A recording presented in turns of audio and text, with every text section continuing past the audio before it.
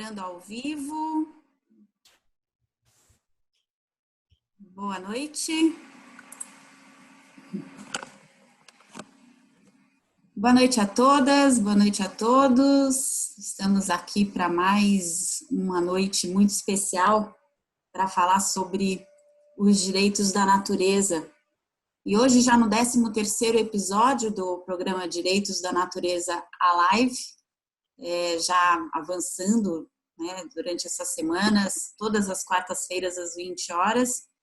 Mas neste 13º episódio, o que nós temos hoje é o início de tudo, trazendo com muita alegria e posso dizer até muita honra, né, um dos precursores dos direitos da natureza nos seus países, a Natalia Green, Nath Green e Pablo Solon, que vão contar como é que tudo começou. É certo que os direitos da natureza, eles não começam a partir do momento em que as comunidades se articulam e que a lei vem reconhecer a existência desses direitos. Mas o fato é que, como a gente tem aprendido das comunidades dos povos originários, das comunidades indígenas, a natureza sempre teve direito. Nós somos natureza. Os direitos, eles existem e eles precisam hoje serem reconhecidos para que a gente possa inaugurar uma perspectiva diferente diante dos outros, seja esse outro um outro ser humano ou qualquer outro ente da natureza. E é para isso que eu tive a oportunidade de conhecer essas pessoas muito especiais, a Nath já há mais tempo, trabalhando na divulgação do movimento dos direitos da natureza no Brasil, e mais recentemente tive a grande alegria de conhecer o Pablo foi o quinto, né, Nath, Tribunal Ético pelos Direitos da Natureza, ano passado, em torno de novembro, estivemos juntos, eu e Pablo, defendendo os direitos da Amazônia e dos povos amazônicos. Então, deixando já com vocês, pedindo aí para que vocês fiquem com a gente e participem, porque a participação de quem está assistindo é o que torna esses episódios, esses programas que a gente tem levado aqui mais ricos, né?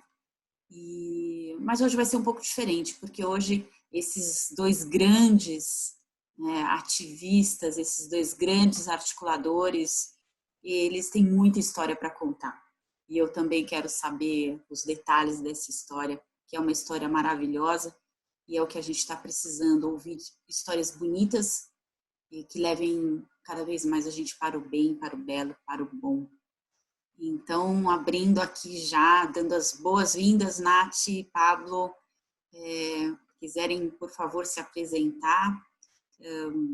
Eu acho que ninguém melhor do que vocês para contarem também sobre tudo que vocês representam nesse movimento que é o movimento mundial. Bem-vindos, bem-vinda.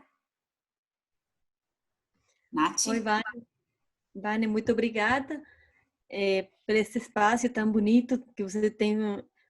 Já faz 13 eventos que você vai fazendo? 13. 13. Então, muito obrigada. Eu acho que você está promovendo muito os direitos da natureza e isso é muito importante. Então, queria dar as graças para você por esse país tão lindo. E eu falo um pouquinho português, mas vou falar no espanhol, porque fico mais confortável falando no espanhol, minha língua. Sim, e seu espanhol, ele é lindo. A gente conversando devagar, eu prometo falar também devagar o meu português, porque senão eu ia falar só um portunhol devagar, e aí a gente vai se entendendo. Pablo me compreende bem em português? Quer que eu hable mais despacito? Muchas gracias, Vanessa, por la invitación. Te entiendo perfectamente en tu portugués. Lamentablemente, mi portugués es absolutamente limitado, mucho más que en el caso de la Nati. Así que hablaré lento en español para que nos puedan entender quienes miran esta transmisión. Eu acho que quase a mesma língua, mas vou falar em português, em espanhol. Então, Vane, tú nos has llamado a este espacio tan importante para contarte un poco la historia. Empiezo por presentarme, mi nombre es Natalia Green. Yo, bueno, era presidenta del CEDENMA hasta hace una semana, ahora soy vicepresidenta del CEDENMA porque cambiamos de autoridades. El CEDENMA es la Coordinadora Ecuatoriana de Organizaciones para la Defensa de la Naturaleza y el Medio Ambiente. Y también soy miembro fundadora, pero también miembro del Comité Ejecutivo de la Alianza Global por los Derechos de la Naturaleza. Esta organización tiene una oficina aquí en Ecuador y coordino esta oficina. Entonces, prácticamente mi trabajo los últimos 12 años, desde el reconocimiento de los derechos de la naturaleza en Ecuador, ha sido prácticamente el promover estos derechos. Los derechos de la naturaleza se han convertido en mi vida entera, entonces es para mí un honor y un placer compartir estos espacios de gente que quiere aprender más sobre los derechos de la naturaleza. Y como tú bien has dicho, Vane, no estamos reconociendo los derechos de la naturaleza. Hablábamos justamente en un webinar con Vandana Shiva y ella decía, sería muy arrogante de nuestra parte decir que le estamos dando derechos a la naturaleza. La naturaleza tiene derechos y siempre los ha tenido. Hemos sido nosotros los que los hemos irrespetado. Y creo que todo el movimiento por los derechos de la naturaleza lo que busca es no reconocer los derechos porque ella los tiene, sino busca que nuestros gobiernos, nuestras leyes incorporen estos derechos y le den una voz a la naturaleza. Eso es lo más importante, es que tratemos a la naturaleza como una persona que se respeta y no como un recurso que se explota. Creo que sí podemos entender esa diferencia. Hemos avanzado mucho. Y el movimiento general de los derechos de la naturaleza lo que busca es que entendamos primero que somos parte de la naturaleza, que no estamos separados de ella, y que por lo tanto nuestro sistema legal tiene que responder a esa realidad. Una realidad que reconoce que la naturaleza es una persona, debería ser una persona jurídica, que tiene derechos y que estos derechos tienen que ser respetados.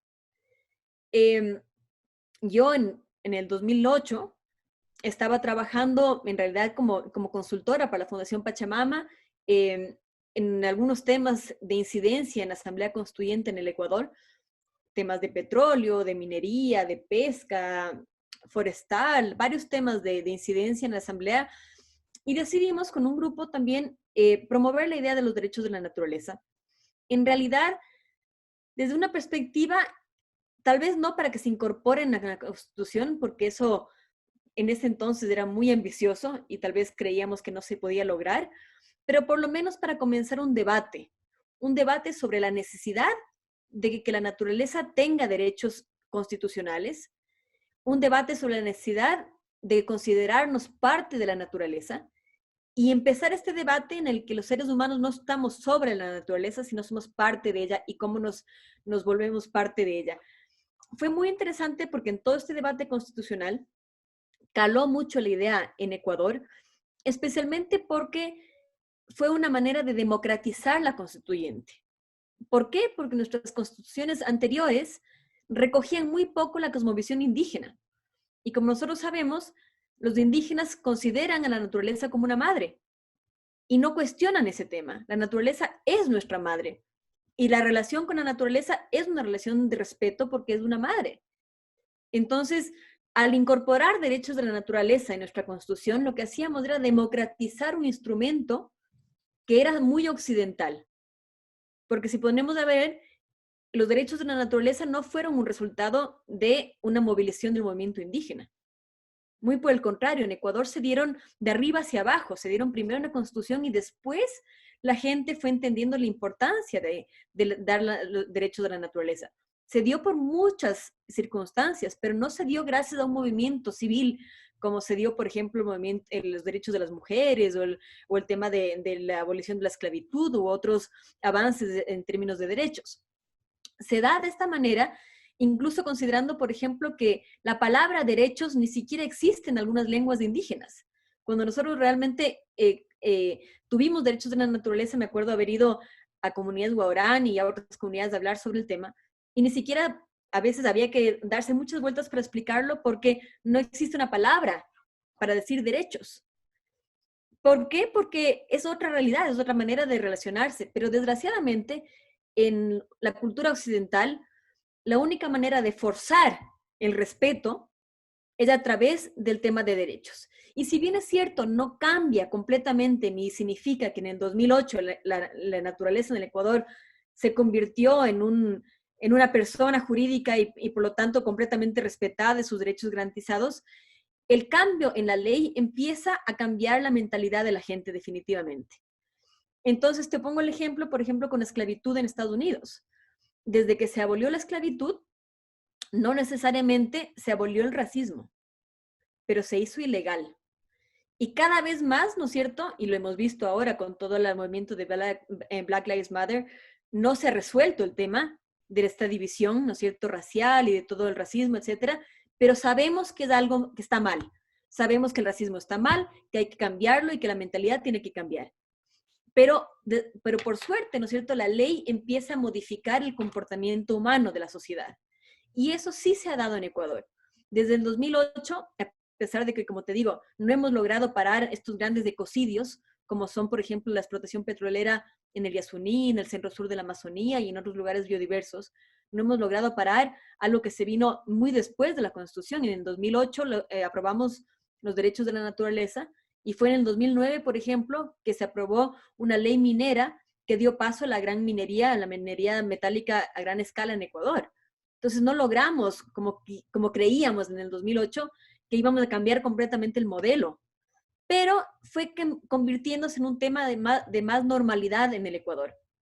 Tanto así que hicimos, por ejemplo, una encuesta entre jóvenes, y especialmente jóvenes abogados, ya no te cuestionan si la naturaleza tiene derechos o no. Se sabe que existen los derechos ambientales y los derechos de la naturaleza, que son diferentes. Los derechos ambientales más relacionados al humano, al derecho al ambiente sano para los seres humanos, y los derechos de la naturaleza, que son diferentes porque implican el derecho, ¿no es cierto?, a la existencia, al mantenimiento de los ciclos vitales, a la regeneración. Son derechos que le competen específicamente a la naturaleza. Entonces ahora vemos, ¿no es cierto?, 2 años más tarde, que existe ya una base social grande en Ecuador que apoya estos derechos y que ya no lo cuestiona. Porque si lo vemos en muchas partes, desgraciadamente, de todo el mundo, todavía existe el debate de la naturaleza tiene derechos, deberíamos darles, ¿no es cierto? Esa misma discusión que empezábamos, de dar derechos a la naturaleza, deberían tener, ¿qué pasa con los derechos humanos? Todavía hay esa discusión en el resto del mundo y en Ecuador ya se entiende que la naturaleza tiene derechos.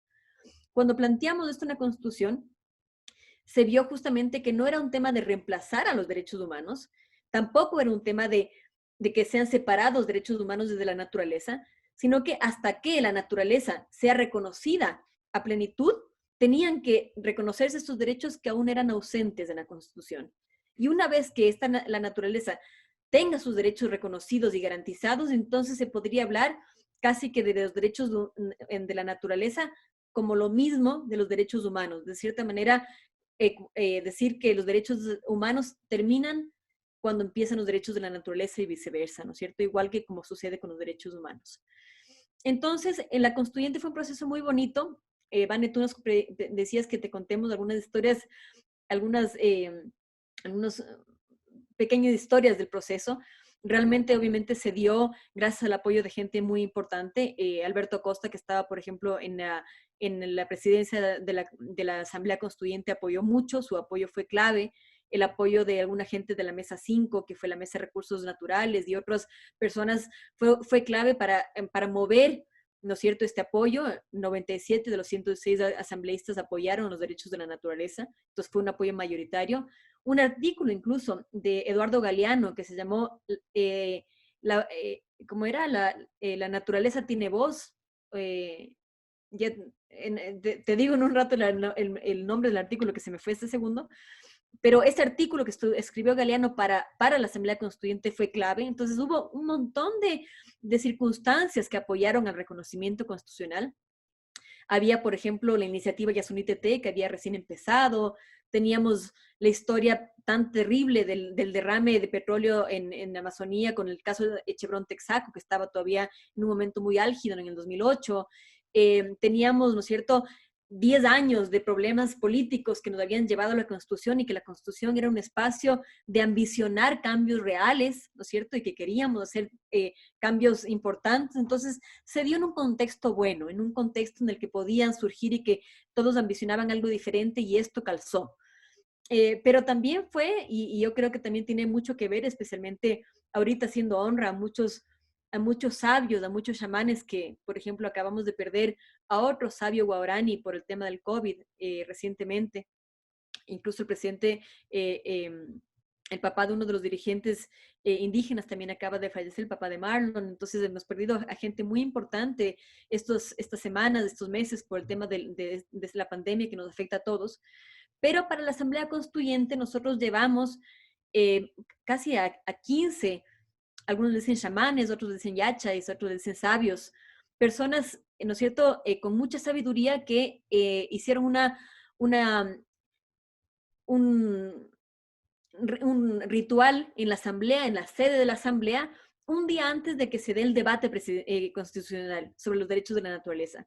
Y ellos hicieron una limpia, los asambleístas hicieron una limpia al espacio y llamaron al espíritu de la naturaleza para que esté el día en el que se daba el debate constitucional. Y ese día, ¿no es cierto?, se aprobó el artículo 10, que reconoce que no solamente las personas, las corporaciones, pero también la naturaleza tienen derechos en el Ecuador. Entonces, realmente fue una experiencia muy bonita.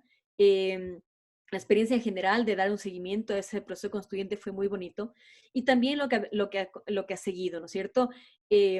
Lo que ha seguido ha sido altos y bajos. Tuvimos 10 años de un correato, ¿no es cierto?, con un presidente que no reconocía, no quería los derechos de la naturaleza. Es más, lo dijo públicamente que esa fue una de las estupideces que se dio en la Constitución. Él no lo apoyó.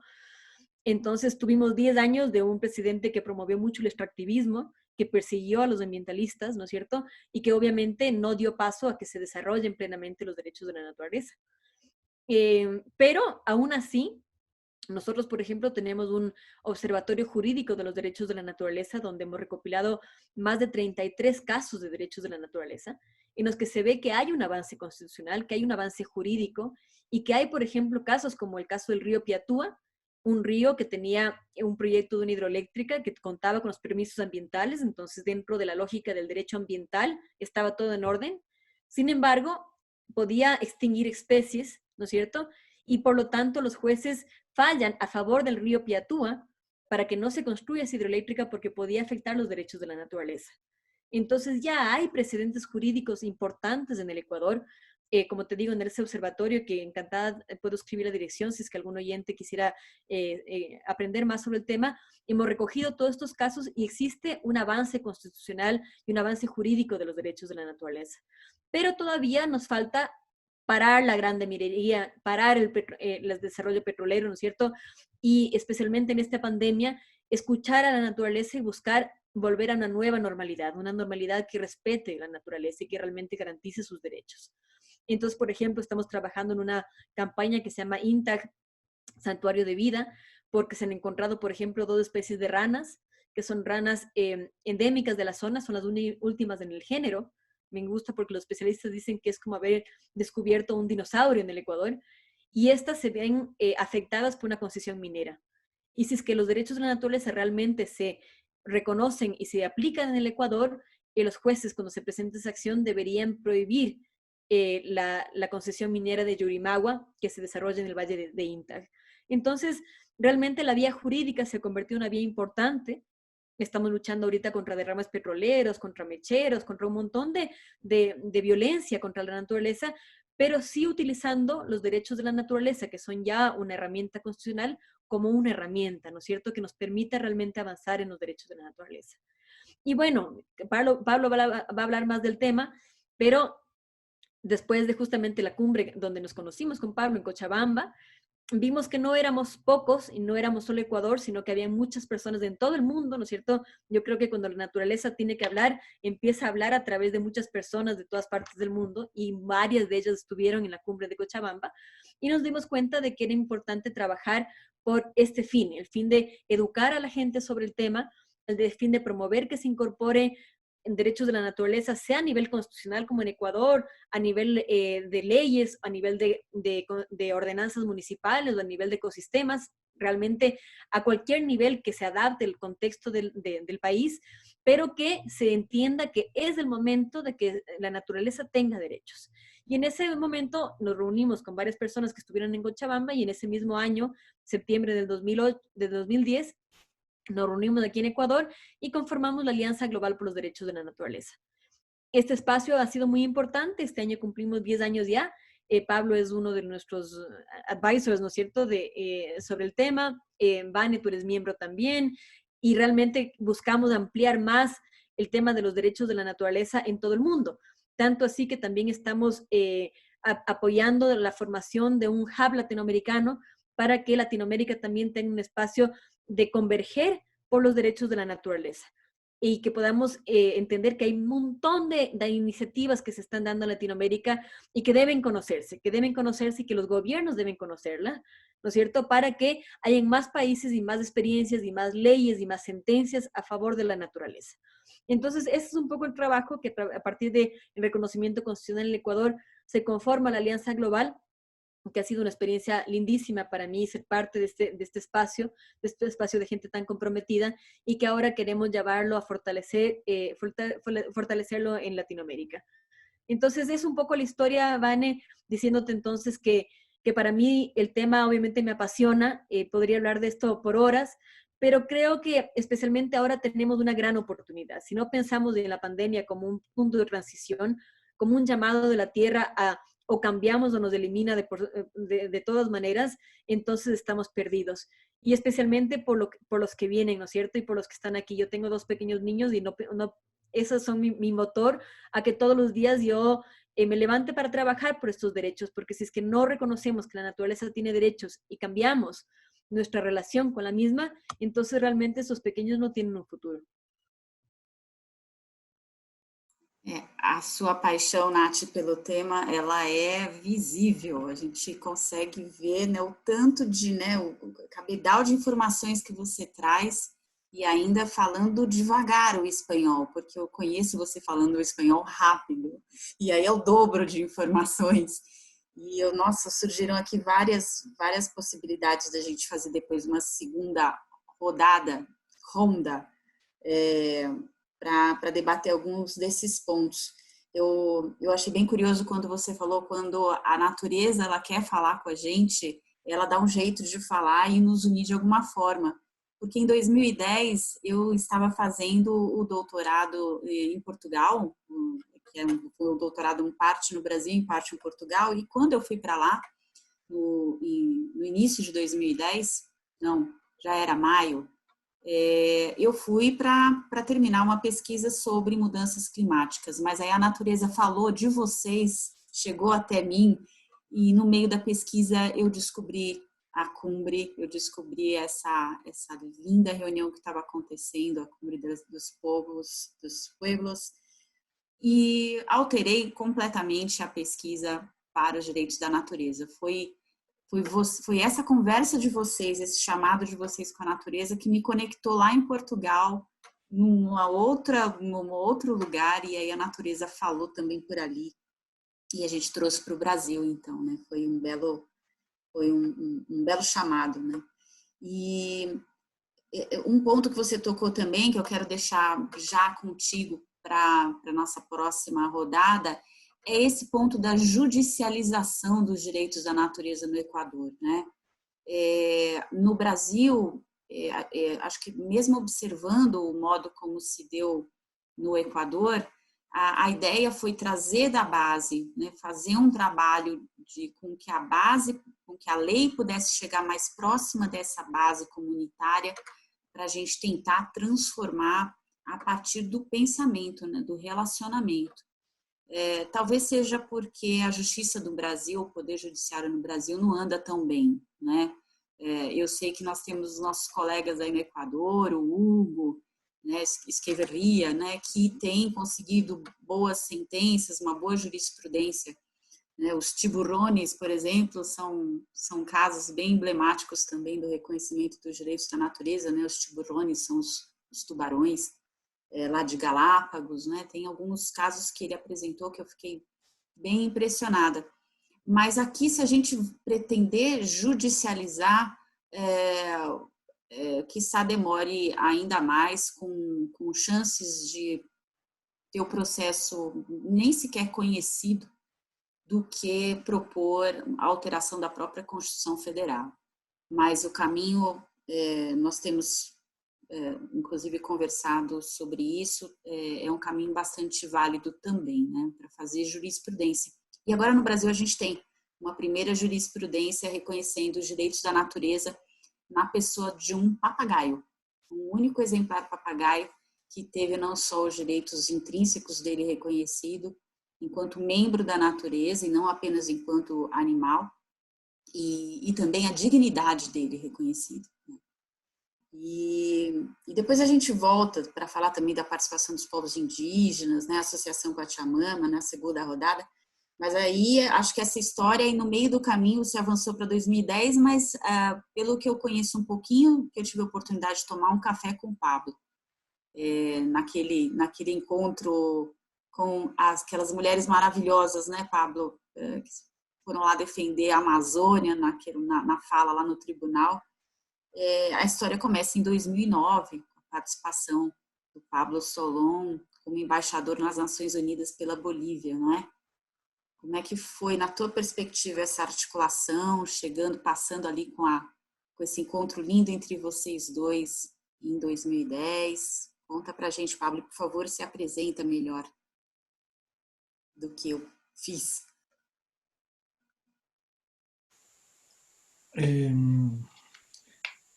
Yo creo que cada uno tiene un camino para llegar al tema de los derechos de la naturaleza, los derechos de la madre tierra. Mi camino fue la lucha contra la privatización del agua. En el año 1999 se privatizó no solamente el servicio de agua potable en la ciudad de Cochabamba, sino también estaba en curso la privatización del recurso agua. Y fue una pelea muy grande que se ganó, que se conoce como la Guerra de Cochabamba, y que se logró frenar la privatización del agua. Modificamos la ley de agua potable y se expulsó a la empresa transnacional que había privatizado el agua, que era una empresa norteamericana conocida como Bechtel. Pero en esta pelea, para mí fue mi primer contacto con una realidad que no solo estábamos hablando del derecho humano al agua, nuestra Constitución en ese entonces no estaba reconocido el derecho humano al agua, sino que también el agua tenía derechos y que la pelea en ese momento, si bien era por el derecho de la población de tener agua, acceso al agua, también era la pelea porque no se apropiaran del recurso agua como tal. Y eso implicaba ir en contra del agua como un sujeto. Esa fue mi primera aproximación y fue un tema que cambió en gran medida mi vida, ¿no? Y creo que cambió también la vida de Bolivia, porque desde que se ganó la lucha contra la privatización del agua, empezó un proceso de gran ascenso social. Cuando nosotros tuvimos las discusiones en nuestra constitución, para nuestra constitución, que al final se promulgó en el año 2009, el centro no eran los derechos de la naturaleza ni de la madre tierra. Tenemos una mención que en cierta medida que habla de los derechos del medio ambiente, de los seres humanos, que tiene una pequeña mención de que esto también implica velar por los derechos de los otros seres vivos. Pero no está consignado en nuestra Constitución, como es en el caso del Ecuador, los derechos de la naturaleza. Entonces, lo que ocurrió en el caso boliviano es que empezamos a reflexionar sobre lo que había pasado en Ecuador con la aprobación de su nueva Constitución y cuando fui a las Naciones Unidas el año 2009, empezamos a plantear una serie de propuestas hacia el reconocimiento de los derechos de la Madre Tierra. El primero fue, y que se aprobó por unanimidad, el reconocimiento del Día Internacional de la Madre Tierra. Eso fue aprobado el año 2009 y empezamos nosotros a presentar en el marco de las negociaciones de cambio climático que un verdadero acuerdo sobre el cambio climático tenía que reconocer los derechos de la Madre Tierra. Porque el problema de por qué vivimos una situación de un desborde en las emisiones de gases de efecto invernadero es porque no respetamos los derechos del ecosistema en su conjunto. No estamos hablando de una especie, de un animal, sino del planeta en su conjunto. El planeta en su conjunto ha estado en una situación de equilibrio por varios millones de años y ha empezado a estar roto precisamente por el accionar humano. Entonces lo presentamos en el marco de las negociaciones de cambio climático y fue obviamente algo muy poco entendido en un principio, pero causó una gran expectativa.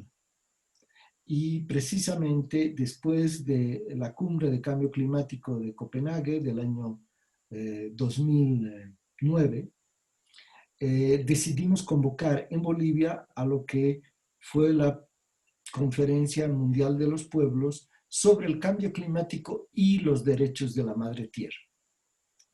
En esta conferencia que se dio en Cochabamba, en un lugar que se llama Tiquipaya, participaron alrededor de unas 30.000 personas y unas 1.000 eran delegados internacionales de otros países.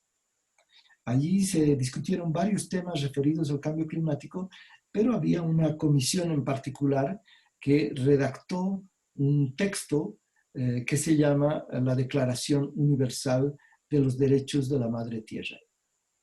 Este texto fue aprobado por esta conferencia de cambio climático del año 2010 en Cochabamba y meses más tarde fue elevada a rango de ley en Bolivia. Entonces nosotros acabamos reconociendo los derechos de la Madre Tierra porque hubo este gran evento sobre el cambio climático que aprobó esa declaración y luego nuestro Parlamento lo eleva, lo aprueba, esa declaración como una ley de derechos de la Madre Tierra. Y posteriormente a esta ley se han aprobado otras leyes que han, también reconocido el tema de los derechos de la Madre Tierra. Y tuvimos nosotros un avance más, y es que no solamente reconocimos, sino que dijimos vamos a crear una suerte de defensoría de la Madre Tierra, es decir, una suerte de institución que garantice no solo, o sea, ya no los derechos humanos que tenemos nosotros la Defensoría del Pueblo, sino una Defensoría de la Madre Tierra. Pero en ese momento en Bolivia ocurrió un fenómeno, muy poco tiempo después, el 2011, que va a marcar otra vez la situación en Bolivia, que es el gobierno, que hasta entonces había dado vía libre y apoyado los derechos de la Madre Tierra, de la naturaleza, se enfrasca en querer construir una carretera por un área protegida que se llama TIPNIS, Territorio Indígena y Parque Nacional Isiboro-Sécuro. Entonces, cuando buscan construir esta carretera, ahí se da, yo diría, un momento de división, porque quienes habíamos apoyado los derechos de la Madre Tierra decíamos es absolutamente incoherente que el gobierno quiera construir una carretera por un área protegida, ¿no? No solamente violando los derechos indígenas, sin un estudio de impacto ambiental integral. Entonces, en Bolivia se da un fenómeno. Y por un lado tenemos una ley, sí, muy progresista, un gobierno que hace muchos discursos a nivel internacional, pero que en la práctica implementa políticas que van violando los derechos de la madre tierra. Y el gobierno, cuando ve que el movimiento indígena ambientalista empieza a defender los derechos de la madre tierra, entonces ya no permite que se constituya esta defensoría de la madre tierra. Entonces nosotros la tenemos en la ley, pero no en la realidad. Porque en la práctica el gobierno de Evo Morales no habla, pero no quiere la implementación. Es más, lo ve como un peligro porque sus planes son de construir hidroeléctricas en la selva amazónica o de exploraciones petroleras en la zona amazónica, de extracción minera, en fin. Entonces, llegamos nosotros a una situación actual, en el caso boliviano, donde el año pasado, nosotros decimos, siempre se violan los derechos de la naturaleza y de la madre tierra, pero tuvimos la más grande violación, porque fue un ecocidio lo que pasó. Se quemaron 5 millones de hectáreas, tanto de área boscosa como de área con pajonales, y esto pues significó la incineración, se calcinaron millones de animales, fue terrible. Entonces, esto ha generado un movimiento en Bolivia muy fuerte contra el ecocidio de la Chiquitanía, lo que sería en Brasil el Cerrado y la Amazonía. Y hoy este movimiento se aglutina en lo que se denomina una asamblea boliviana por los bosques y la vida. Pero al mismo tiempo nosotros vimos que el ecocidio se va a volver a repetir este año. Los incendios son más ahora de lo que fueron el año pasado, que fue el peor año, ¿no? Como en Brasil. En Brasil me dicen las estadísticas que está por 100% más de incendios de los del año pasado. Entonces, ahora estamos buscando una articulación más grande a nivel de los países amazónicos para luchar juntos contra este ecocidio que está en curso. Y por eso nos hemos articulado con la COICA, que es la Organización de Indígenas de la Cuenca Amazónica, de los 9 países, con la REPAM, que es la Red Eclesial Panamazónica, que ha sido promovida por el Papa Francisco, con el Foro Social Panamazónico, que existe desde el Foro Social de Belén, y un conjunto de colectivos de activistas, medioambientalistas, defensores de la naturaleza, instituciones, ONGs, científicos, en fin. Y todos juntos ahora hemos venido teniendo un proceso muy rico de reuniones desde 2 meses.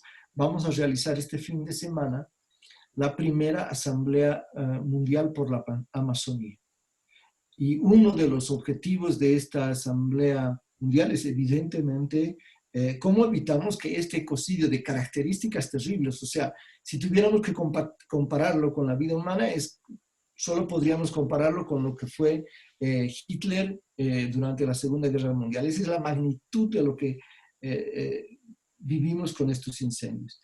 Entonces vamos a tener esta asamblea y es una invitación a todos a que puedan participar de la misma. Va a ser una asamblea virtual y el objetivo es que sea un proceso. No es que vamos a resolver todos los problemas de la asamblea, pero generar un proceso de articulación, de convergencia, ya no solo dentro de los países, sino entre los países y entre diferentes actores de la sociedad civil.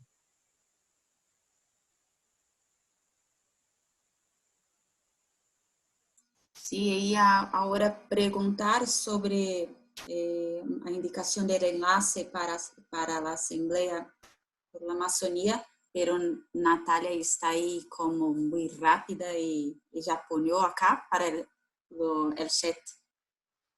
que trabalho, hein? Quantos anos, vou agora falar mi português, quantos anos de luta, hein, Pablo? Muita luta. E dessa situação toda, o que chama atenção é o papel do governo, não é?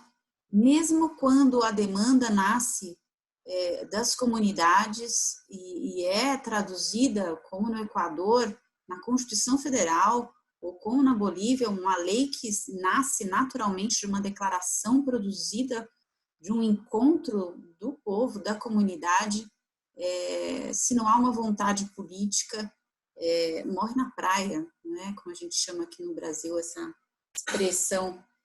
É a letra fria da lei, é o que a gente chama de uma lei sem eficácia, né?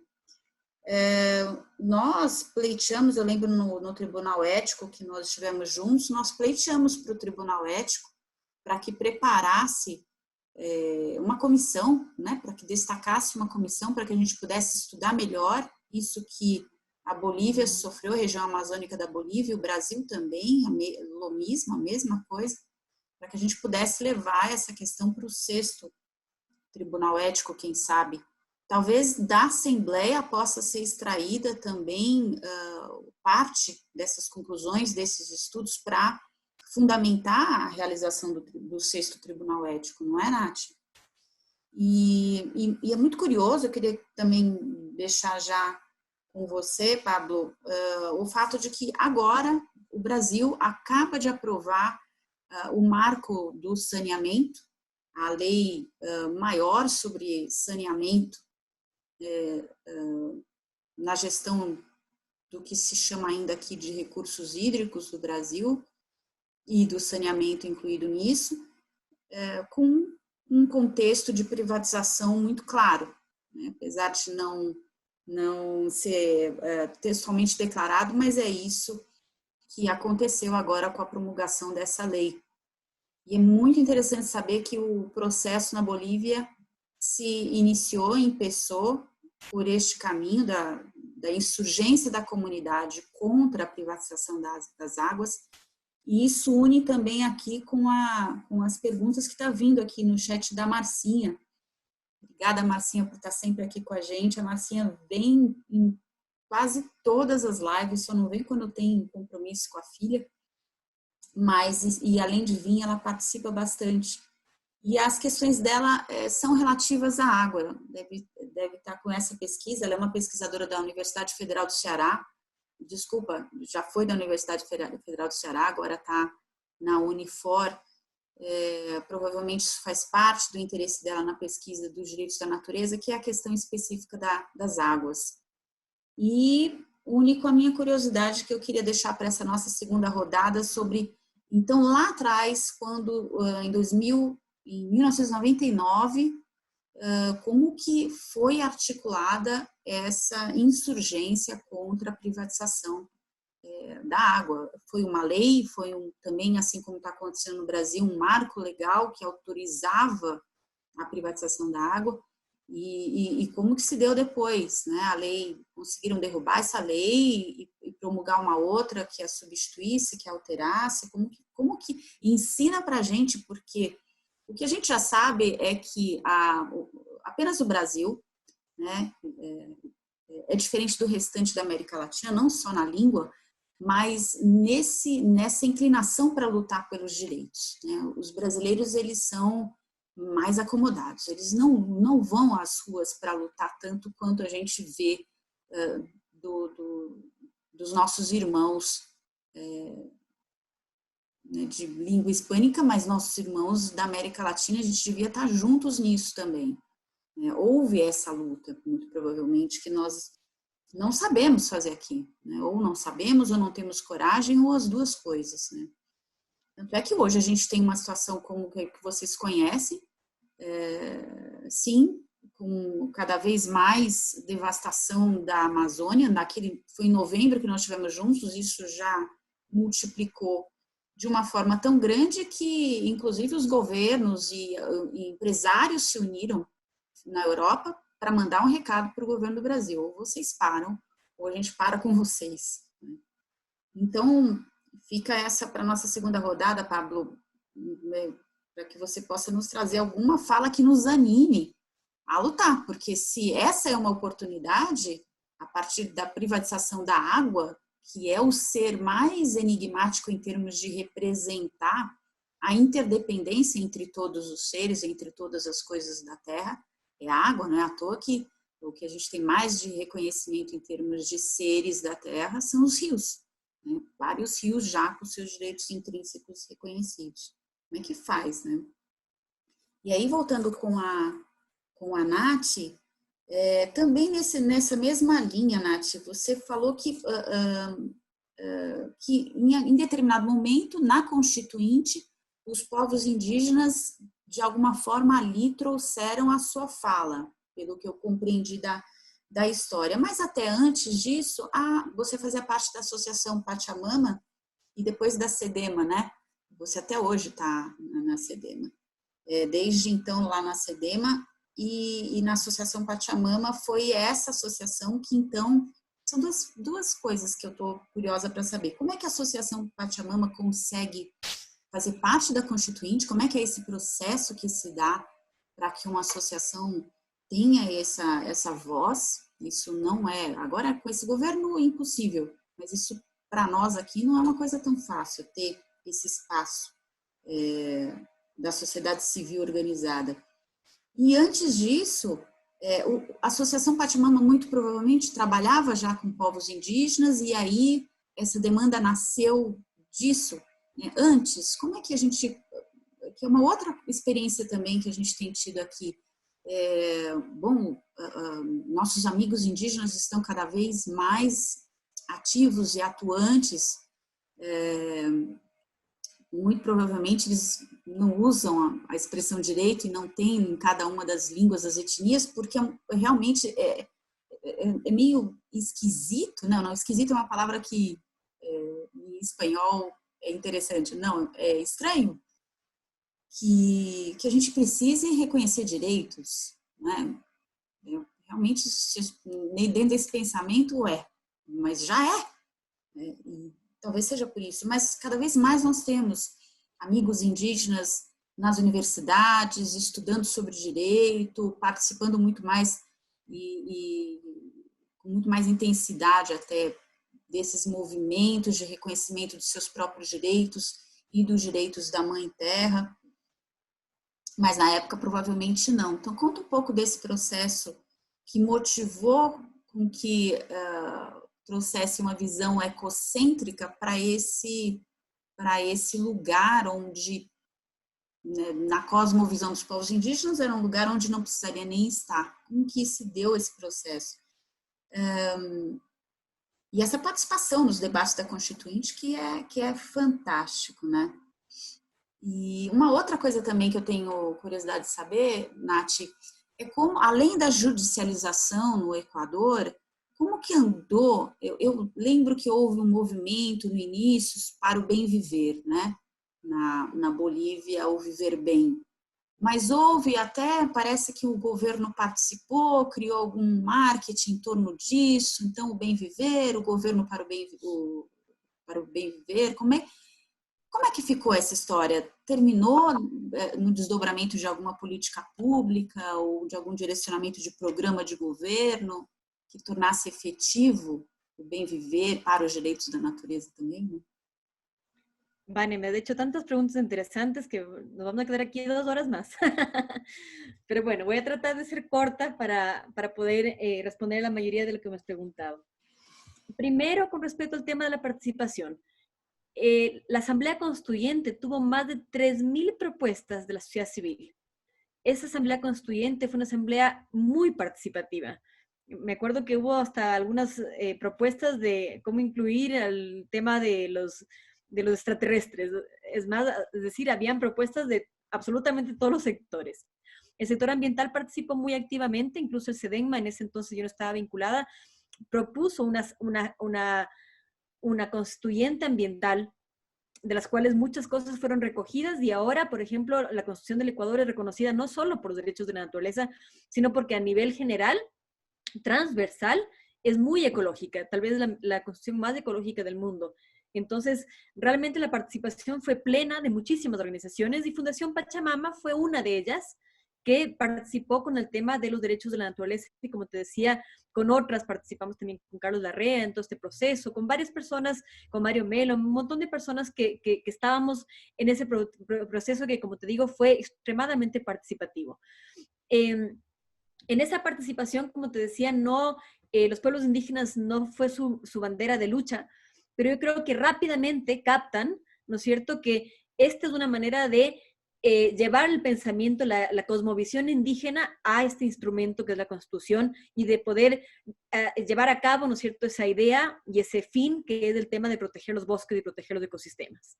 Entonces, por eso se suman fácilmente y rápidamente al barco, ¿no es cierto?, de ese proceso. Entonces, eso para responder al tema del proceso constituyente. Tuvimos también asesoramientos de otras partes, por ejemplo, habían en Estados Unidos, por ejemplo, varias propuestas de ordenanzas municipales que vinieron incluso a hablar en la constituyente, habían algunos escritos desde Colombia, de un juez que fue Ciro Angarita, de unas propuestas también desde Chile, el artículo que no me acordaba el nombre, que se llama La naturaleza no es muda, de Galeano, que te comentaba. Entonces hubo realmente un bombardeo de muchos lugares que dio paso, ¿no es cierto?, este milagro tan lindo que se dio el 10 de abril del 2008, que fue reconocer los derechos de la naturaleza. Con respecto al tema del agua, que me parece importante también hablar un poco. Nosotros, por ejemplo, el tribunal que participaron tanto tú como Pablo en Chile en diciembre del año pasado fue un tribunal dedicado al agua. Y fue porque Chile, por ejemplo, es un país, el peor país que privatiza el agua. El agua en Chile es totalmente privatizada y el escenario es terrible. Y realmente no hay mejor manera de entender que la naturaleza tiene derechos como el promover la idea de los ríos libres, ¿no? Y entonces, decirte y decir al público que nos escucha que la idea de reconocer derechos de ríos, como ustedes hicieron con el tema de Río 12, ¿no es cierto?, es muy interesante porque hay muchas experiencias a nivel internacional que sin tener derechos de la naturaleza, como aquí en Ecuador, que se dio también un caso con el río Vilcabamba, que fue el primer caso de dar derechos a un río, hay experiencias, por ejemplo, del río Wanganui en Nueva Zelanda, del río Atrato en Colombia, que son países que no tienen derechos de la naturaleza, pero que han sido capaces de reconocerlos por el ecosistema del río. Entonces, esa es una entrada fantástica para los derechos de la naturaleza. Y el agua, entonces yo recomiendo que sea una entrada para aquellos países como tal vez Brasil, donde cuesta mucho, porque además la gente se empodera y se relaciona mucho y tiene una relación muy, muy cercana con los cuerpos de agua, con los ríos. Esto se da, y eso no había hablado mucho en mi intervención, con el tema de los tribunales. ¿Por qué hicimos tribunales de derechos de la naturaleza? Porque en el 2014 hicimos una reunión grande aquí en Ecuador y nos dimos cuenta que estábamos haciendo un buen trabajo hablando de los derechos de la naturaleza, pero teníamos que demostrar cómo sería el mundo con derechos de la naturaleza. Y así como se dio en la posguerra, ¿no es cierto?, con estos tribunales de la sociedad civil, decidimos que sea un tribunal de la sociedad civil donde personas con autoridad ética y moral presenten, o sea, sean jueces ante las realidades del mundo entero de violaciones de los derechos de la naturaleza. Y es así como se han dado ya 5 tribunales internacionales. Estuvimos en el último en Chile, ahora íbamos a hacer uno, el hub europeo iba a ser uno en Marsella, que ahora se está dando de manera virtual, justamente para el tema del ciclo del agua completo, de los ecosistemas acuáticos en Europa, que se va a dar en Marsella en enero, pero que por tanto se va a dar de manera digital. Y son una manera fantástica para visibilizar cómo deberían ser las sentencias a favor de la naturaleza, con los derechos de la naturaleza. Entonces, eso también crea una jurisprudencia positiva por los derechos de la naturaleza. Entonces, aquella judicialización que você fala, que es tan linda la palabra en portugués, realmente ha sido interesante en Ecuador. Por ejemplo, lo que tú mencionabas, el caso de los tiburones que lo hizo Hugo fue genial. Él logró subirse, ¿no es cierto?, a un barco que capturaba aletas de tiburón y decir que él no se bajaba de ahí porque estaba ahí en representación de los tiburones. Normalmente en los casos de captura de estos barcos simplemente se da un caso de corrupción, se pasa plata y el barco se va. Mientras que en este caso se logró llevar este caso a la corte y coger toda la mercancía, etcétera, etcétera. Entonces, hay experiencias muy bonitas en Ecuador de todo tipo, de manera muy creativa, ya que tenemos esta herramienta.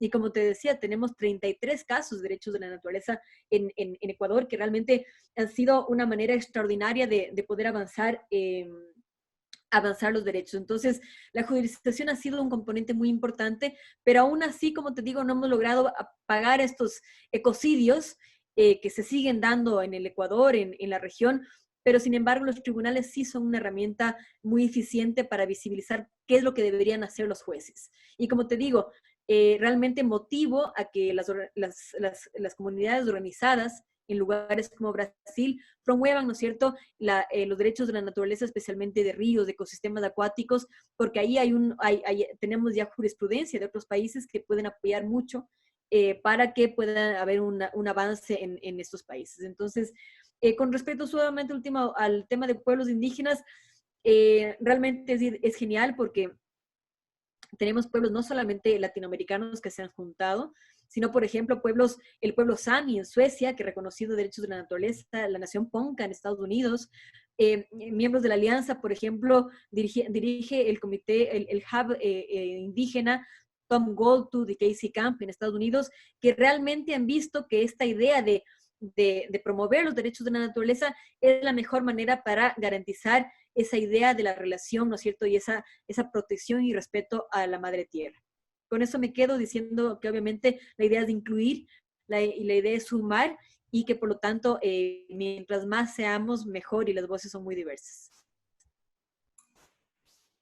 A Marcinha está inclusive lembrando, muito bem lembrado, que este caso, que é pela primeira vez na nossa jurisprudência emitida pelo Poder Judiciário, nesse sentido, jurisprudência, reconhecendo os direitos do papagaio, um artigo que eles lá do grupo de pesquisa, ela inclusive escreveram, foi também invocado na fundamentação deste acórdão, dessa decisão, e foi o fundamento desse artigo foi exatamente a questão do reconhecimento do rio Atrato. Portanto, a jurisprudência, de alguma forma, já está reverberando o direito comparado no reconhecimento de um rio, né?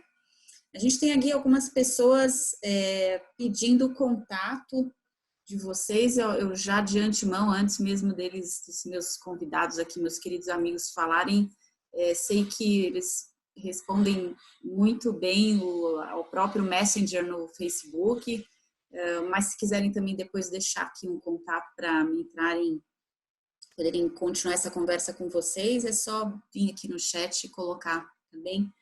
E tem um pessoal aqui de um movimento que está nascendo muito bem estruturado. Realizamos aí, tive a felicidade de me juntar a esse movimento, que aí leva a outra possibilidade de nominá-lo, né, que são os direitos da Mãe Terra. A gente até então estava chamando apenas de direitos da natureza, inspirada no Equador mesmo. E os direitos, o movimento pelos direitos da Mãe Terra, agora unido, está indo muito bem. Fizeram uma série de eventos, eu participei do último, para falar sobre direitos da natureza em diversas perspectivas, e o Iremar está aqui, faz parte do movimento, dizendo que para a Assembleia, estou aqui buscando o número que ele mencionou aqui, para essa Assembleia, Pablo, já organizaram, tá aqui, achei, já organizaram 1.500 participantes, já tem, por parte da articulação deles, registrados 1.500 participantes aí para participar da Assembleia nesse final de semana. Vai ser um evento bem importante, bem impactante, pelo que a gente está percebendo, né? O Iremar também manda aqui um recado que na cuenca do Rio Madeira estamos seguindo com a luta por o direito humano de los rios em la fronteira. Olha, uma outra fala, né, Nath, os direitos humanos dos rios. Mandando abraço para vocês e agradecendo aí o conteúdo do debate. E depois pedindo para a gente compartilhar aqui os documentos do processo do Rio Atrato, mas isso a gente vai fazer em seguida. Pablo, eu queria deixar contigo, então, mais uma fala sobre esse início, né, onde se deu, se bem que o próprio Iremar e alguns outros aqui compartilharam alguns vídeos do YouTube contando essa história. Não sei nem se foi tua produção. E depois também, se você puder contar um pouquinho sobre a fundação, né, eu acho que isso, inclusive, faz um gancho para a nossa próxima live. Estava comentando contigo antes. Nós teremos aqui representantes das artes na semana que vem para falar dessa outra aproximação dos direitos da natureza. Como levar ao coração das pessoas, para ampliar a consciência das pessoas, o tema dos direitos da natureza, que não seja na letra da lei, né, que não seja por esse viés que já tem um contexto bastante antropocêntrico, né? Quem é que precisa de direitos como os povos, como os indígenas mencionaram para a Nath? A gente não sabe nem o significado dessa palavra. Então, a gente coloca na lei porque é uma necessidade dessa visão antropocêntrica, apesar de trazer na fundamentação dessa lei que reconhece os direitos da natureza a fundamentação ecocêntrica, biocêntrica. Mas o fato é que é necessário uma interdisciplinaridade para poder fazer com que esse tema seja internalizado, compreendido, mais que isso, para que desperte a consciência das pessoas. E a arte parece ser um dos meios mais eficazes para isso. Então, se quiser falar também um pouco do trabalho seu à frente da Fundação Solon, em La Paz, também seria muito bem-vindo. Conta então um pouco desse processo de luta e depois vamos para a arte. E aí a gente já vai caminhando depois para o final, deixar... Bom, vamos lá, vamos com essa parte e a gente encaminha para o final. Bueno, son muchas preguntas. ¿Cómo ocurrió en Bolivia, no? Antes de la Guerra del Agua, en Bolivia se privatizaron muchos servicios de transporte aéreo, de electricidad, se despidieron a trabajadores mineros masivamente y siempre los gobiernos neoliberales lograban ganar porque nos aislaban, o sea, aislaban a los mineros del resto, aislaban a los trabajadores de la línea aérea del resto, pero cuando el gobierno quiso privatizar el agua, y lo hizo por la vía de una ley y también por la vía de una concesión a una empresa transnacional extranjera, el tema es que el agua nos une a todos, porque todos dependemos del agua. Asalariados, campesinos, profesionales, amas de casa, todos. Entonces el agua tuvo el poder de unificar el conjunto de sectores para decir no, o sea, no podemos aceptar la privatización del agua, no podemos aceptar que se eleve el precio de las tarifas de agua potable, porque si suben desmesuradamente las tarifas de agua potable, entonces no se puede garantizar el derecho humano a la vida, porque no existe derecho humano a la vida si no tenemos el acceso al agua. Y desde la perspectiva más campesina, indígena, rural, surgió obviamente el planteamiento y la visión de que si se privatiza el agua, no solamente afecta a los humanos, afecta al resto de los componentes de la naturaleza. Porque entonces, ¿qué va a pasar con los árboles? ¿Qué va a pasar con los animales que dependen de una fuente de agua si esa fuente de agua es privatizada? Entonces, una tierra sin agua es una tierra que muere. Entonces, esta cosmovisión del agua es muy poderosa y logró unificar a todos los sectores. Ahí surgió la coordinadora del agua, que su característica era que no era solo de organizaciones sindicales, no era solo de organizaciones indígenas, no era solo de organizaciones de medioambientalistas, todos confluyeron, y precisamente porque confluyeron todos, hubo la suficiente fuerza para derrotar estas políticas y leyes del gobierno de ese entonces, modificamos la ley de agua potable en más de 80 lugares, cambiando totalmente su esencia y su concepto. Para mí era siempre un tema de que teníamos una deuda con el agua. Y cuando yo fui embajador en Naciones Unidas, el año 2010, aprobamos la resolución de las Naciones Unidas sobre el derecho humano al agua. Porque los derechos humanos existen desde hace más de 50 años, pero el derecho humano al agua no estaba consignado dentro de los derechos humanos. Era una paradoja. ¿Y por qué no estaba consignado? Por el gran peso que tienen algunas empresas transnacionales en algunos países que obviamente no quieren el derecho humano al agua, porque si uno dice que el agua es un derecho humano, nadie tiene el derecho de acaparar esa agua y menos de considerarla una propiedad privada y privar de acceso a otros seres humanos. Entonces, el 28 de julio del 2010 se aprobó esta ley, esta resolución, disculpa, del derecho humano al agua en Naciones Unidas. Este año se cumplen 10 años. Vamos a festejar el 28 de julio, se cumplen 10 años de la aprobación del derecho humano al agua. Entonces, después de nuestra Constitución, claro, es reconocido ya el derecho humano al agua, pero eso fue mucho después de la Guerra del Agua, el año 2009. Entonces, esa es la importancia. Los gobiernos, cuando se meten con el agua, entraron a tocar la sangre de la madre tierra, la sangre de la Pachamama. Y eso tiene una fuerza muy grande.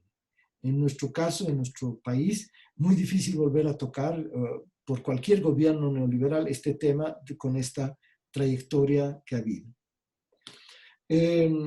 Tu otra pregunta.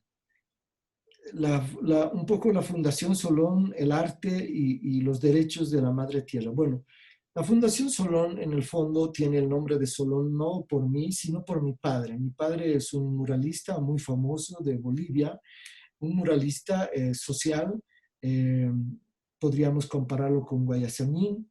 Esa es la talla de Solón en Bolivia. Y siempre hizo murales de tipo social.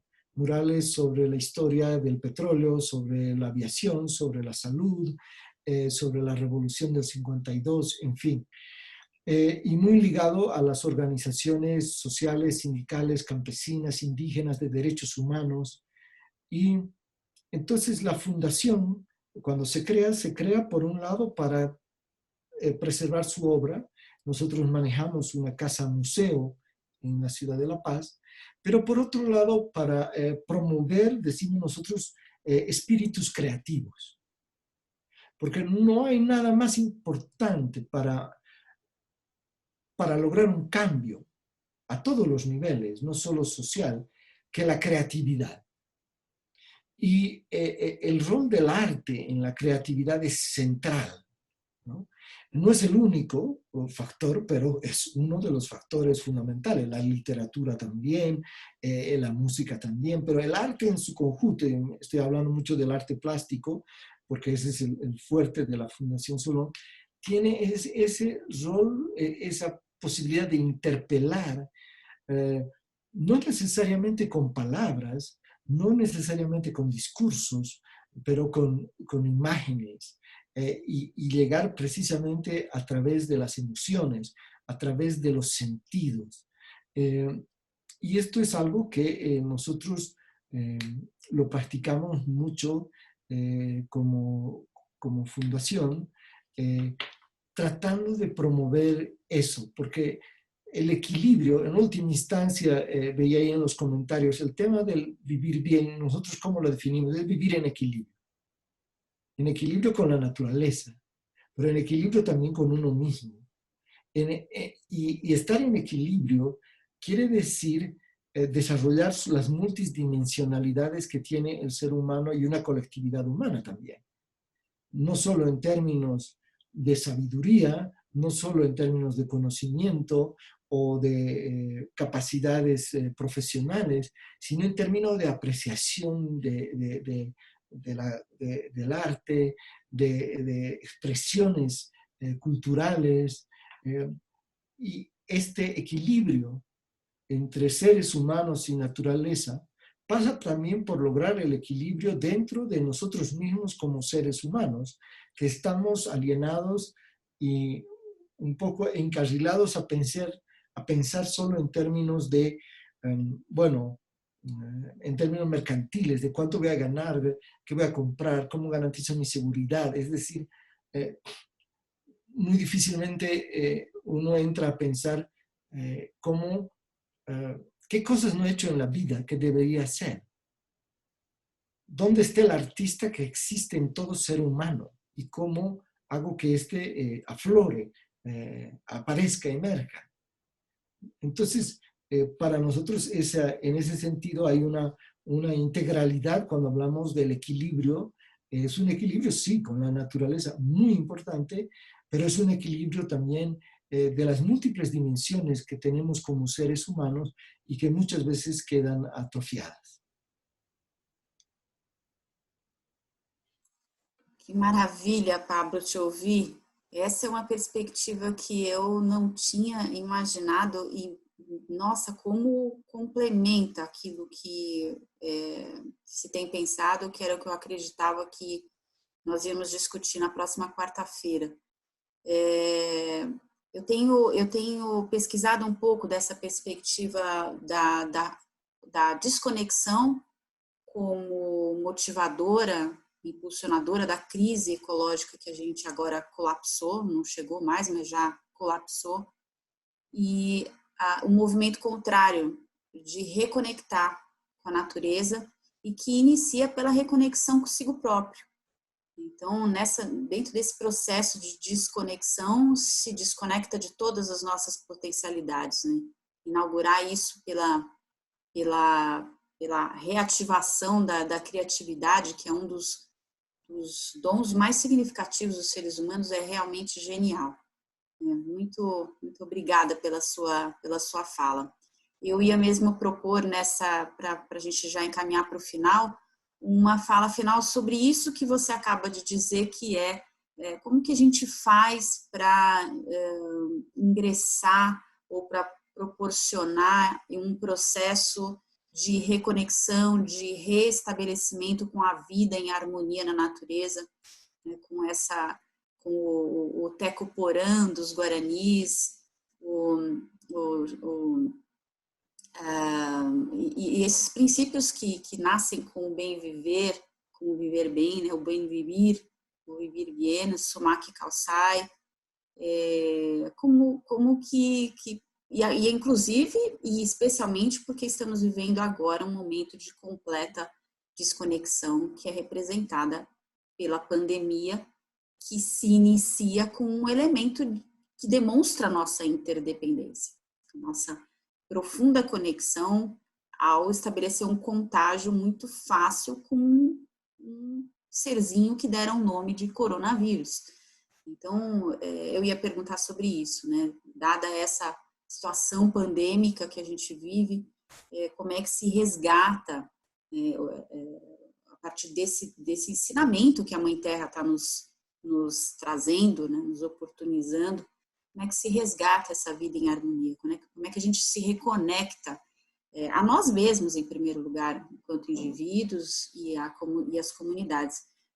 Mas acho que a sua fala já disse muito, né? Essa reconexão por meio da criatividade parece ser realmente uma ideia genial. Mas mesmo assim, eu queria te ouvir um pouquinho mais, então, já encaminhando para o final, se quiser dar um tchau para o pessoal, que aqui muita gente assistindo, comentando, depois quiserem ir lá até o nosso chat para trocar também algumas impressões com o pessoal, falar um pouco sobre a Assembleia vai ser muito legal. E aí, algumas palavras finais, a gente podia começar por você mesmo, Pablo, para já dar sequência naquilo que você estava falando e terminar com a Nath. E aí a gente dá um tchau para a Nath poder também descansar com os bebecitos, que são uma coisa linda, são os filhos desse movimento todo, né? É uma alegria muito grande poder trazê-los sempre, né, Nath? Bueno, no existe un decálogo, un manual de cómo vivir en armonía con la naturaleza, con uno mismo, con el resto de la sociedad, ¿no? Porque el equilibrio es con uno, con los otros, con los demás, con todo, con la naturaleza. Entonces, yo diría que es como las gotas de agua cuando caen sobre un lago. Generan ondas y hay diferentes ondas, hay diferentes entradas al equilibrio. Y no hay uno solo, hay el equilibrio de uno con uno mismo, pero también el equilibrio en relación a la comunidad, a la sociedad, ¿no? Y en relación a la naturaleza. Y yo creo que uno difícilmente entra por todas estas entradas, uno escoge una, pero lo importante es siempre como la gota de agua, ir yendo a la espiral más amplia que va generando las ondas del agua. Nunca quedarse solo en una, es decir,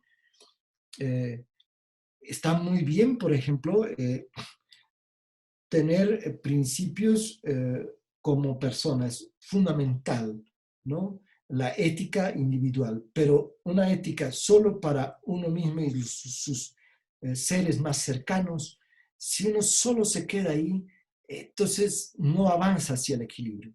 La ética tiene que darse hacia los demás, hacia la naturaleza. No se puede vivir aceptando de que este año vamos a tener millones de seres que van a quedar incinerados en el fuego. En Brasil, en Bolivia, es terrible. No hay peor muerte que morir quemado. ¿Y qué hacemos? Entonces, algunos podemos actuar de una forma, otros de otra, pero es recuperar esa sensibilidad. Pero hay en muchos niveles, ¿no? Porque el problema es muy grave. Y yo creo que la solución al cambio climático es también un tema de equilibrio. En el fondo, cuando logremos recuperar una sociedad que viva más en equilibrio consigo mismo y con su entorno, habremos logrado decir que estamos en camino de superar el cambio climático. El cambio climático no es solo emisiones de gases de efecto invernadero, es una manifestación de un problema más profundo. Bueno, eso es lo que podría decir. Ha sido un placer compartir contigo y con Nati. Gracias, Pablo, también por esas palabras. Ivane, yo un poco lo que mi reflexión en general en esta pandemia es, si es que no escuchamos el mensaje de la naturaleza, como algunos dicen, la naturaleza nos mandó a la esquina a pensar, y si no entendemos este mensaje, realmente estamos perdidos como humanidad, porque ya veníamos arrastrando todo el tema del cambio climático y tantas otras señales de que teníamos que parar a pensar y transformar, que si no usamos esta oportunidad estamos perdidos. Y justamente, ¿por qué surge esta pandemia? Justamente por ese desequilibrio con la naturaleza, desequilibrio con la relación con los bosques, porque los bosques son nuestro antivirus y hemos deshecho de los bosques, hemos quemado los bosques, hemos deforestado y por lo tanto surge esta, ¿no es cierto?, esta pandemia zoonótica, ¿no es cierto?, de origen animal, justamente demostrando la falta de equilibrio. Y ahí volvemos al tema del buen vivir, del buen vivir, llámese suma causa, realmente hay tantas maneras de llamar a esta idea, y no solamente ideas indígenas que han surgido en Latinoamérica, sino tantas otras personas que están hablando de crecimiento, de tantas alternativas a este modelo capitalista, consumista, que tiene que cambiar, porque si no, no tenemos alternativa. Entonces, a mí lo que me parece interesante del modelo de buen vivir es que nos ofrece, ¿no es cierto?, esta idea de vivir, de recomponer la armonía con la naturaleza, no solamente con la naturaleza, sino con nosotros los seres humanos. Creo que no ha habido momento tan bonito también en esta pandemia que la reconexión con la familia. Eso que estábamos cada vez más conectados, pero cada vez más desconectados. Y esta pandemia nos dice, ahora no puedes ir donde tu mamá y abrazarle, ¿no es cierto? Entonces, volvemos a apreciar esas relaciones humanas que habíamos desaprovechado y creído que con los celulares era suficiente su conexión, y entender que tenemos que cambiar nuestra manera de ser y de relacionarnos con la naturaleza y con los seres humanos, y eso es lo que plantea el buen vivir. El buen vivir no plantea estas grandes riquezas, sino es vivir bien, vivir con lo que se necesita, no vivir mejor que el vecino, sino vivir bien con uno mismo, con la familia y por supuesto con la naturaleza.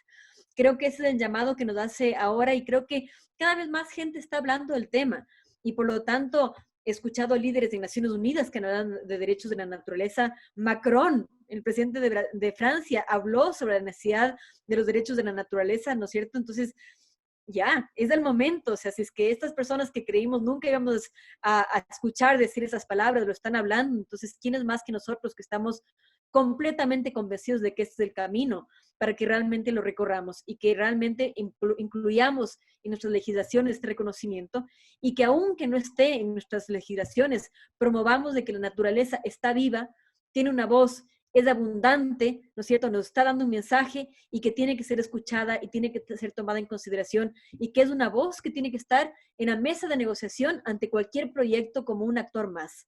Eso es lo más importante, reconocerla como un sujeto de derechos a cualquier nivel, al nivel de que se pueda, de acuerdo al contexto en el que se esté. Y por eso es lo que me parece tan clave en este momento, promover los derechos de la naturaleza como una respuesta a esta crisis que nos da un mensaje muy claro, y que si no lo escuchamos realmente, como decía, estamos perdidos, que necesitamos esa reconexión, ese proteger los bosques que son nuestro antivirus, y volver a conectarnos con la naturaleza. Hoy por hoy, en este confinamiento nos damos cuenta que si no comemos y no comemos sano, ¿no es cierto?, nos enfermamos y nos morimos. Entonces, la relación con el campo, con las personas que trabajan en el campo, que nos dan el alimento, la importancia de la agroecología, de la alimentación orgánica, ¿no es cierto?, del qué pasa con los pesticidas. Realmente la crisis de la pandemia nos trae tantas cuestiones, pero es entonces un momento de reflexión global que espero lo utilicemos, y que no sea, como decían algunos, un momento para que más tarde vengan, ¿no es cierto?, una película de Hollywood y nos cuente que esto fue una historia de un laboratorio en Chile que sacó un bichito, ¿no es cierto?, que nos contagió a todos para irse contra el imperio de Estados Unidos, y que sea una historia de violencia. Por eso, y aprovecho, Van, y lo voy a poner también en el chat, hemos creado una plataforma que se llama Untold Stories, que es una plataforma que la promovemos desde la Alianza Global por los Derechos de la Naturaleza, para contar esta nueva historia. Una nueva historia sobre los futuros posibles, una nueva historia sobre lo que nos dice la naturaleza, pero también una historia de qué es lo que pasa hoy en día, todo lo que está visibilizando con la pandemia, de las historias locales, de la violencia, de los femicidios, y de tanto que esta pandemia nos ha abierto los ojos de tantas cosas que muchos lo conocíamos, pero tal vez no era conocido para el mundo entero. Entonces también voy a poner esa plataforma para que muchas personas puedan contar esta historia, y que no dejemos que nos cuenten una historia violenta, sino que usemos este momento para que sea una verdadera transformação. Sim, por favor, se você puder, Nath, colocar aqui, então, dessa plataforma das histórias, e também do observatório que você mencionou, porque teve muita gente perguntando aqui sobre, acho que você, não sei se essa você já tinha colocado, sobre como... Colocou, né? Tá aqui em cima. Muchas gracias a ustedes, minha amiga Nath. Sabes, Nath, que você é a única que me llama de Vane, es muy lindo. Me gusta mucho este apelido. Apelido em português é o nome menor. Y muchas gracias por su cariño de siempre. Nosotros siempre empezamos como una amistad porque nos encontramos en estos eventos por el mundo. Yo siempre siento desde el inicio, desde que empecé en este movimiento, muy después de ustedes, pero ya hace unos añitos, que es como que una fuerza nueva, es como que cuando nosotros, cada uno trabajando en sus países, con sus acciones, siempre somos pocos, pero cuando nosotros nos juntamos, vemos cuántas personas están en esta misma fuerza hablando por la madre tierra. Y sí, creo que ahora es la hora de poner la voz de la madre tierra, la voz de la naturaleza en todas las instancias.